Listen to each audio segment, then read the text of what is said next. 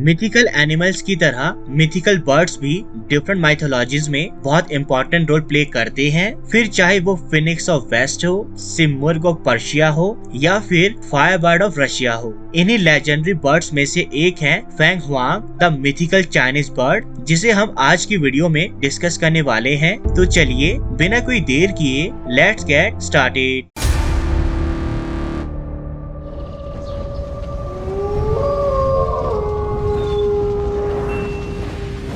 Feng Huang bird Chinese mythology को belong करता है, जो मेल और फीमेल दोनों क्वालिटीज को रिप्रेजेंट करता है। इस बर्ड का ओरिजिन शांग डायनेस्टी के दौरान 1600 से लेकर 1046 बीसी के दौरान हुआ, जब फेंग हुआंग बर्ड को दो बर्ड्स की तरह देखा जाता था, एक फेंग यानी मेल और दूसरा हुआंग यानी फीमेल। कई बार फेंग हुआंग को ग्रीक माइथोलॉजी के बर्ड फिनिक्स से भी कंपेयर किया जाता है, क्योंकि ये दोनों ही मिस्टीरियस, एक्स्ट्रा ऑर्डिनरली ब्यूटीफुल और डिवाइन पावर से फिल्ड थे, पर फिर भी अपनी कुछ यूनिक क्वालिटीज, हिस्ट्रीज और सिंबलिज्म के कारण इनमें सिमिलैरिटीज से ज्यादा डिफरेंसेस हैं। For example, Phoenix bird Ashes से दोबारा पैदा हो सकता है और उसके टीयर्स किसी भी वाउंड को हील कर सकते हैं, पर फेंग हुआंग बर्ड के बारे में ऐसी किसी भी एबिलिटी का कोई रिकॉर्ड नहीं मिलता। उसे सिर्फ डिवाइन मैस्कुलिन पार्ट की तरह देखा जाता है, जो डिवाइन फेमिनिन के साथ मिलकर इसे कंप्लीट करता है। पर युआन डायनेस्टी के आते आते मेल फेंग और फीमेल हुआंग को मर्ज कर दिया गया।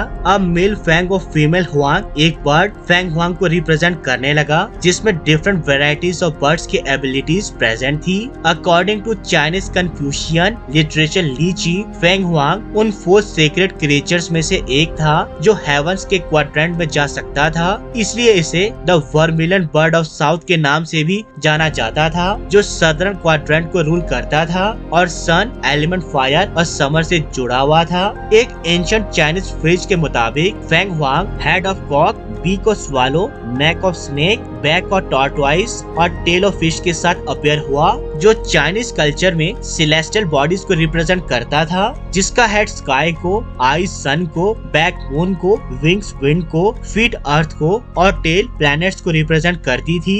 झाओ डायनेस्टी में फेंग हुआंग को पीस, पॉलिटिकल प्रोस्पेरिटी और हार्मोनी से जोड़कर देखा जाने लगा, जिस कारण उसकी अपीयरेंस हेवंस के प्लेजर का साइन बन गई। अब उसकी पेंटिंग्स और ड्राइंग्स को एम्प्रेस के रोब्स और सेरेमोनियल क्राउन्स पर भी देखा जाने लगा। लोग भी अपनी हाउस होल्ड डेकोरेशंस और ज्वेलरी में as a good luck charm Feng Huang को ऐड करने लगे। फेंग हुआंग को वेडिंग सेरेमनीज के लिए बहुत ही ऑस्पिशियस माना जाता था, क्योंकि यिन एंड यांग की तरह फेंग हुआंग भी 2 डिफरेंट पार्ट्स को ज्वाइन करके एक बनाता था, जैसे 2 डिफरेंट पीपल को एक सीक्रेट थ्रेड में बांधना। जिस भी जगह फेंग हुआंग की प्रेजेंस को देखा जाता था, वो बहुत ज्यादा प्योर, फ्री ऑफ डार्कनेस और करप्शन फ्री होती थी, जबकि जिस जगह को फेंग हुआंग बर्ड छोड़कर चला जाता था, वो जगह इम्प्योर और full of corruption and evil हो जाती थी।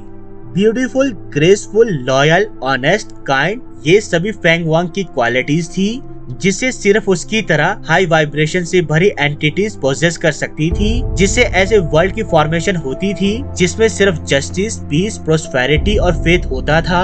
इवल थिंग्स, इवल डीड्स और इवल इंटेंशंस के लिए वहाँ कोई जगह नहीं थी। फेंग हुआंग बर्ड इमॉर्टल था, जो डेथ और रिबर्थ की साइकिल से फ्री था। उसे मेलोडियस म्यूजिक बहुत पसंद था, जो कुनलन माउंटेन रेंज में रहा करता था। ये मिथिकल बर्ड वेजिटेरियन था, जो जानबूझकर किसी भी प्लांट या एनिमल को हार्म नहीं पहुंचाता था, पर अगर कोई इस बर्ड की सैनिटी को डिस्टर्ब करने की कोशिश करता था, तो ये अपने आप को प्रोटेक्ट करना अच्छे से जानता था। आज भी Feng Huang symbol of peace and prosperity है, जिसे Chinese decorations, religious ceremonies, wedding और चाइनीज आर्ट वर्क में देखा जा सकता है। टाइम के पास होने के साथ फेंग हुआंग ने चाइनीज कल्चर और ट्रेडिशन में अपना सिग्निफिकेंस नहीं खोया। ये आज भी उतना ही सीक्रेट और प्रिजर्व्ड है जितना कि एंशिएंट टाइम में था। तो दोस्तों, ये था फेंग हुआंग, जिसके रूप में हमें मिथिकल बर्ड का एक नया फेस देखने को मिला। अभी के लिए इस वीडियो में इतना ही, मिलते हैं अपनी अगली वीडियो पर। And please subscribe my channel, ताकि हम एक वंडरफुल कम्युनिटी डेवलप कर सकें। तब तक के लिए गुड बाय, मिलते हैं अपने नेक्स्ट वीडियो में।